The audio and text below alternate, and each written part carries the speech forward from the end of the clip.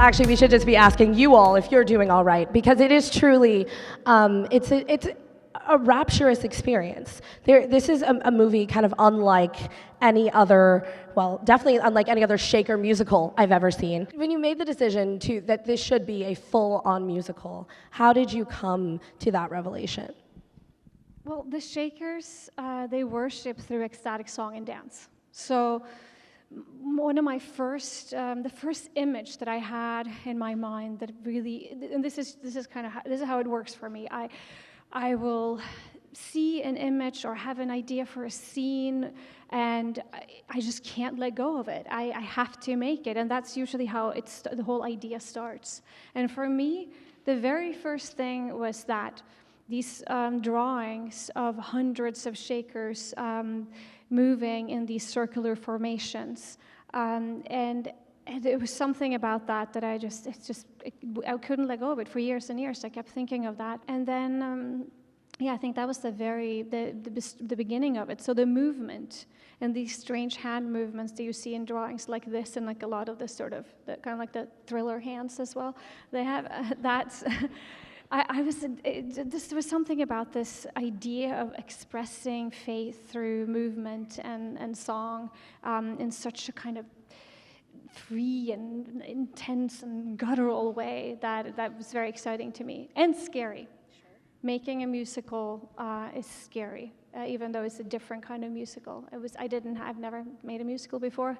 My background is in dance, but I knew that I had to approach it in a very different way, and I couldn't really look to other projects as inspiration for this. So it was kind of terrifying. But the short answer is it had to be a musical because that's how they worshipped.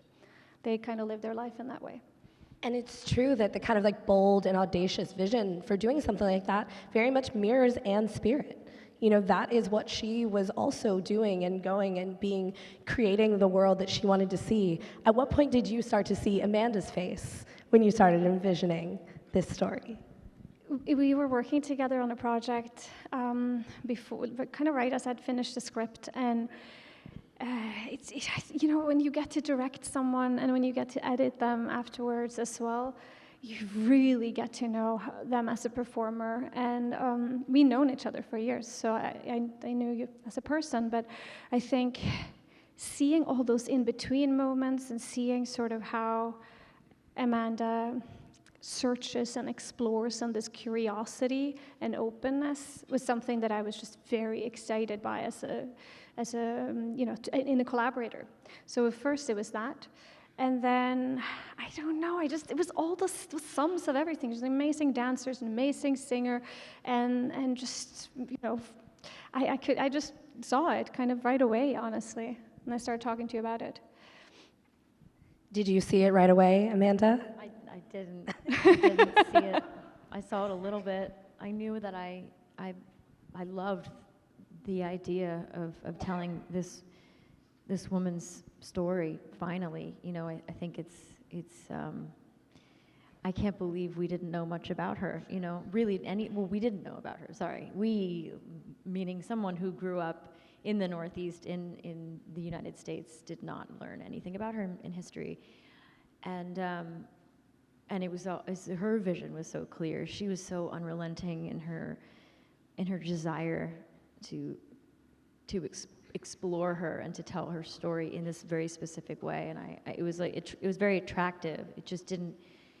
It was also scary, because yes, it's a musical. Musicals are scary, but this is echoing what Ann Lee stood for in a big way, and it's also capturing a woman and hoping to add to her legacy, or at least to teach people about her in this beautiful way. And it was anyway, I ended up doing it, and and it was a profound experience. because, like you said, it is so big. Because I too, if it makes you feel better, knew nothing of Ann Lee before I found out this movie existed. So it is, you are learning about a true pioneer and a real revolutionary. But also it is technically quite challenging. You first have to learn this accent, and then we can get into the movement from there. But where did you begin with her? I actually began trying to wrap my head around the accent, because the accent is not only tricky and specific, but it really, you have to believe it, because this is where she came from, and it's who she is. You know, where she comes from is so much of who she is, and so that I needed to master. And you know, I'm not going to say I did master it, but I tricked enough people, and that's really my goal. And then after that, you know, I started working very early on with Tanner Marshall, our dialect designer, really, because she designed a very specific type of Mancunian accent that you might believe was how they spoke. We don't really know, so I'm not necessarily wrong.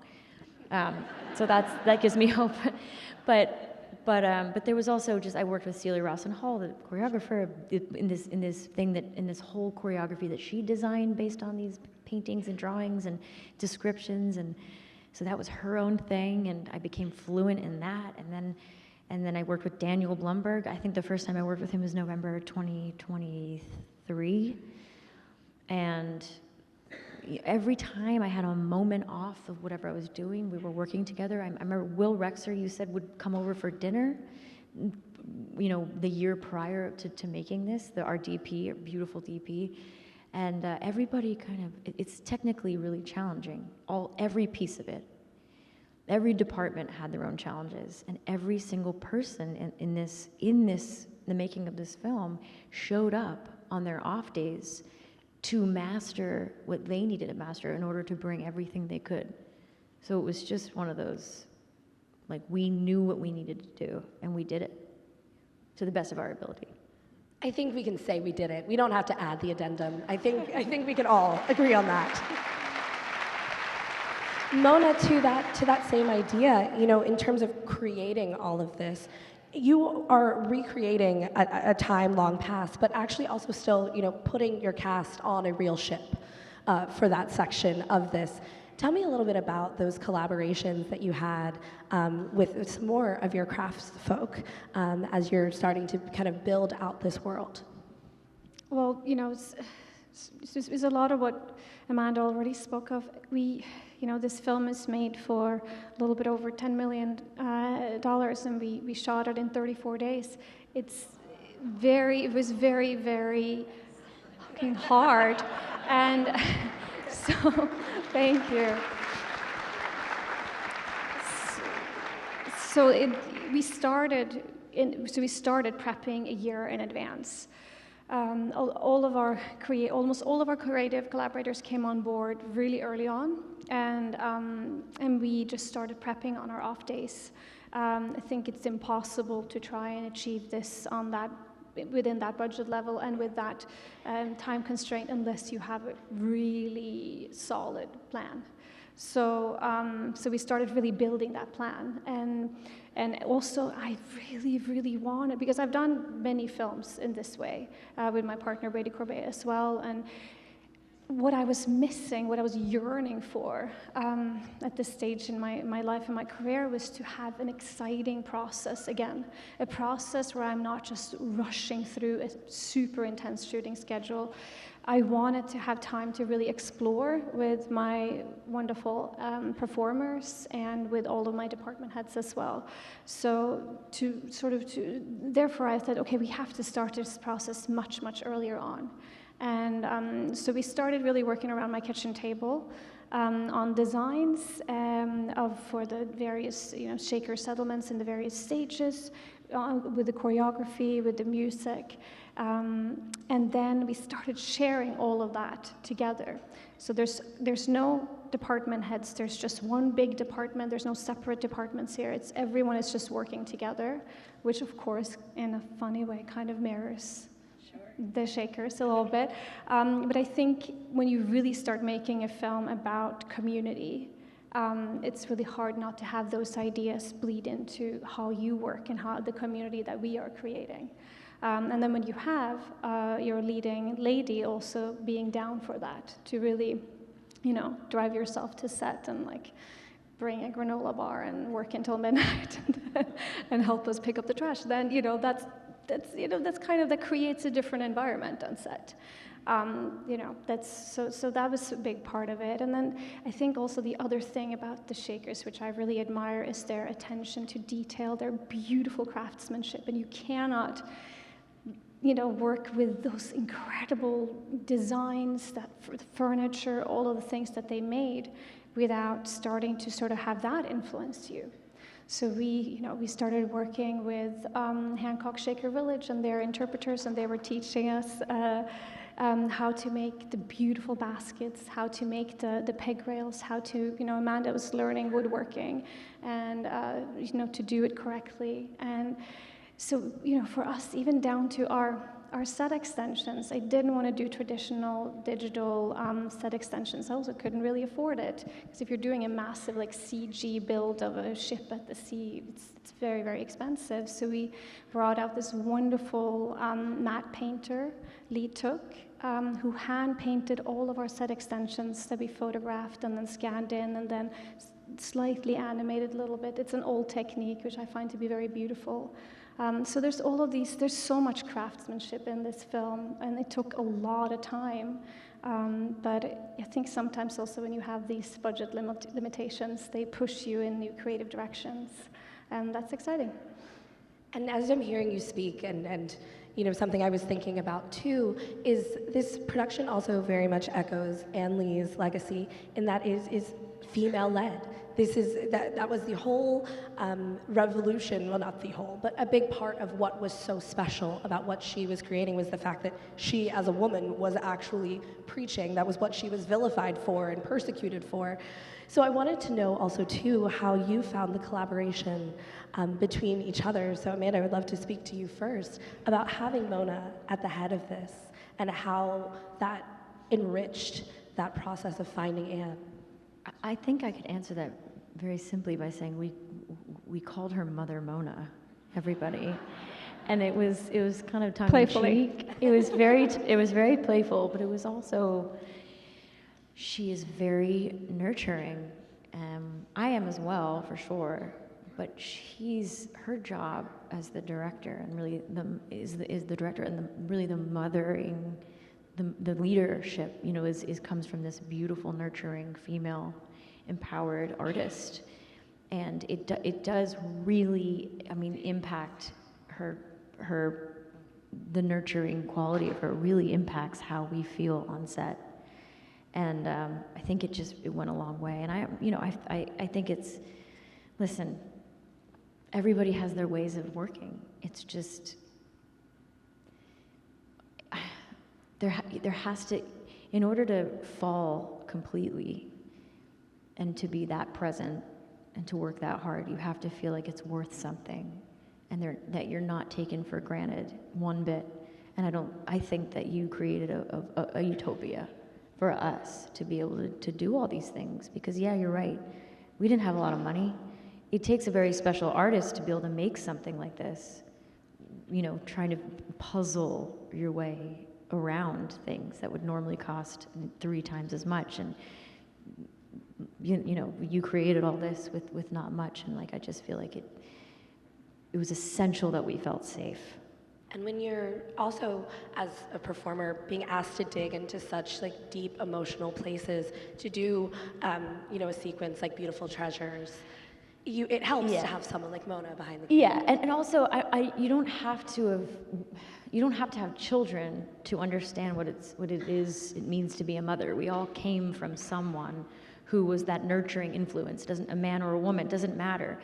But it does go a long way in creating a realistic delivery scene that the person directing it has actually either been in the room or done it herself. And the thing that we don't see, I'm sure it exists, but I have a hard time trying to find another scene that depicts the craziness of that reality.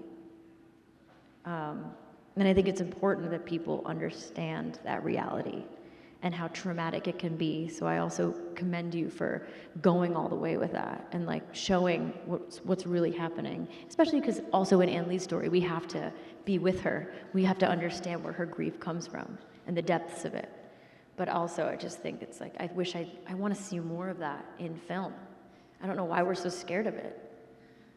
I mean, I think that was the question that Anne was asking in general, is like, why are we so scared to be vulnerable and to see and embrace, unfortunately, the hardest parts of our lives.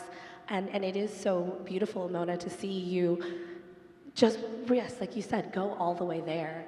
As you were thinking about, not even just moments like that, but how you wanted to depict Anne's life, because this is not someone, as a woman in that era, that, you know, people were writing lots of books about, and there's not a lot of record of all of the ins and outs of her every feeling. How did you go about crafting the story and finding what you wanted to share about her? Well, that has to come from intuition, you know, when you sit down to write. I think first I did as much research as I could, and you know, worked with the Shaker villages, and they were really helpful and wonderful and led me into their archives and read whatever I could about Ann Lee and about the period, and you know, just immerse yourself in research, and then you have to let it go because it's fiction, it's not a documentary. So then I just had to say, what is the conversation that I am having with Ann Lee? What is my conversation with her? And that is really what the film is. So then it becomes intuitive. What am I drawn to in her story? And as Amanda said, yes, I think it's incredibly important to tell realistic stories about childbirth, especially if you're telling a story about someone who's preaching celibacy. Like, we need to understand how she got there, right? And we need to have compassion for that decision, because imposing that on other people is very, very complicated. But to me, it's also just, in general, it's dangerous to pretend like a baby just magically appears out of a woman's vagina. You know, that's just, it's not, it's full of pain and blood, and all of these things are part of it. And you know, just seeing breast milk and seeing all these things and really allowing you to be that intimate with Anne was very important for me as a woman, as a female director. A word I used to resent being called that, and now I love it. I will take it. I will be a female director and tell feminist stories about women, and I'm very proud of it. I love hearing you say that, because it is a tricky thing. We want to be able to just tell any story, but there is something to be said about your own perspective, as you just explained so well, Amanda, being able to tell the story in the most authentic way possible. So I do love to hear that.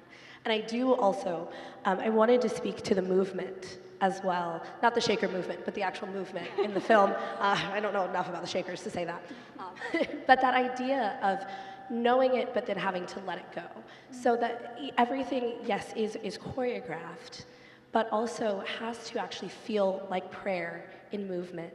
So tell me a little bit about the collaboration you all had with your one incredible choreographer to make that happen. Amanda, I'll start with you.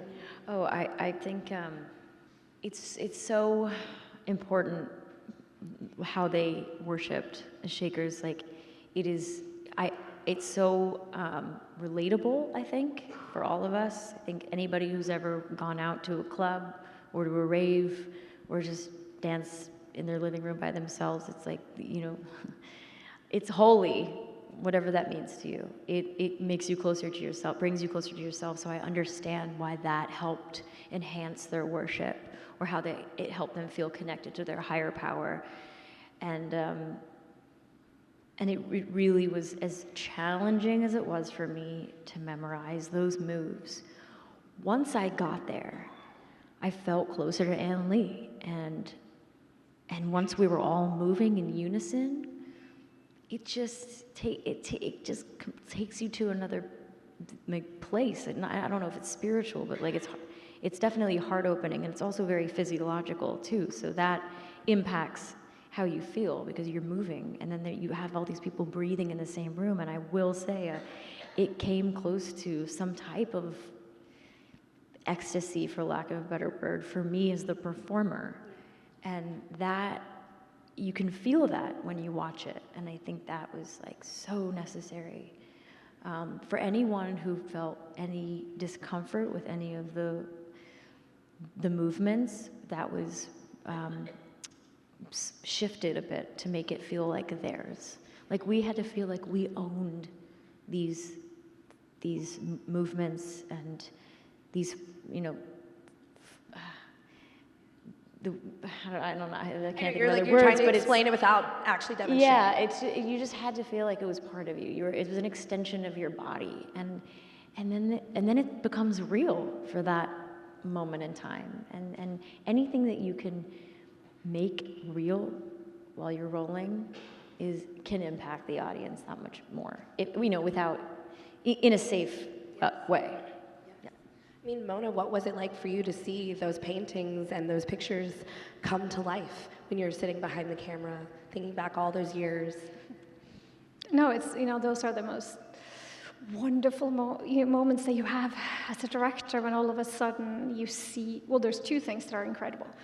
It's incredible when you see the dream that you have fully realized. It's very exciting. And it's incredible when you're completely surprised by someone's interpretation of an idea you had. And it's really important to keep yourself open to that as well, and not just to sort of always try and execute what you had in mind, to really try and see, oh, wow, this is something completely different. I think the movement, for me, it was so important that it was, as Amanda said, it was true, that it was coming from the characters, that it wasn't going to feel dancey or like an impressive, pretty choreography, that it was going to feel like there is meaning to every single gesture because it's an expression of prayer. And I think Celia Relsenhall, her work, the way that she approached it, there was so much story to all of the movement. Even just for Beautiful Treasure, it was just say, this is where your stomach used to be, and now it's gone. And just that gesture, as a performer, I think that it's so moving. It will immediately, that gesture will take you there. You don't even have to think about anything. You can actually remove that sort of, it's easy to be really controlled by all the thoughts and the ideas and the plans that you had as a performer, as an actor. But when you're actually doing a piece of movement, I'm sure you just have to forget about it, and it'll take you there so much more, in a more natural way. It's funny now that I spent so much time with it, right? But I almost like walk through the world differently. I definitely sing differently, but I move differently too. Like I have pretty bad posture, but like when I think about it, or when I channel her, just subconsciously thinking about her, it's just like everything was opening, and stretching and just elongating in a way that I think we all need. I've also seen so many Instagram stories that are like, if you move this way every morning, you will have less stress. If you do this. I get served that now, mostly. So I know all the moves. That's what happens when you click on those things on your algorithm. But I love that idea because it is leading with your heart. It is very heart-opening. And we do have to talk about the singing there for a minute, though, too, because it should be known that you were also singing live, too. Yeah, so. Unnecessarily. Like, it's a necessary thing. It wasn't gratuitous. It wasn't like we have to do it because otherwise it's not real. It was just, we did a lot in the studio, but there are things that happen on set in the movement that are unpredictable, and you have to allow for that. You have to be liberated enough to allow for whatever happens, and you want to capture it. So of course I was singing through the movement, which is challenging, but it's also it allows for other moments that you wouldn't normally have in the studio, and so we had it all. She magically found the moments that she wanted to stick and put it all together, and it was just really very profound an experience for the artist to get to do all of that. What would you say to that idea of this being a profound experience you took away from embodying Anne, aside from the better posture? Oh God, I think it's like any challenge. Let's say you studied for the bar exam and you got in. You walk around the world knowing that you worked really hard. You climbed the mountain and you got to the top and you stuck your flag in, and that's just what it feels like. And it's not just any challenge. It's something that I knew was going to take a lot of work. Not that and I knew I could do it. It's whether or not I wanted to. And I did want to, and I did climb it, and I'm better for it as an artist, but also playing someone who's so faithful and so the opposite of critical of anything and anyone. You do absorb a little bit of that. And, you know, in every character you play, you absorb them some way, hopefully for the better. And I do feel like I'm walking through the world post-Anne Lee as someone who's giving everyone the benefit of the doubt as much as possible. And I have a little more faith in humanity because she did.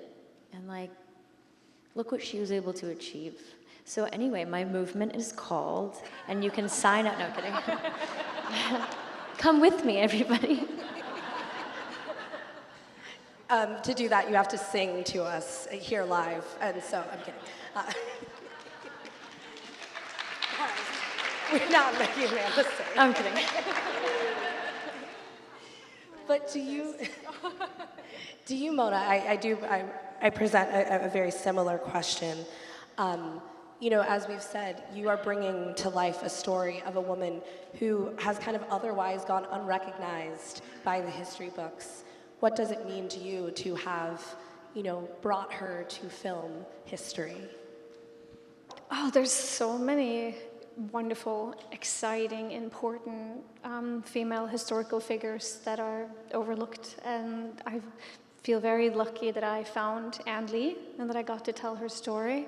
And when I found her, I was like, oh, I have to do it right away before someone else does it. Like, this is like such a great idea. Then, you know, obviously it turned out people weren't exactly running at this, and it was very hard to raise the money. It was very hard to make the film. But you know, it's yes. I think you know, what we take away from these experiences is always I'm just trying to be better at my job, to tell radical stories and to make them in radical ways, and to continue to shoot on film and to continue to get to make beautiful 70mm prints of my films.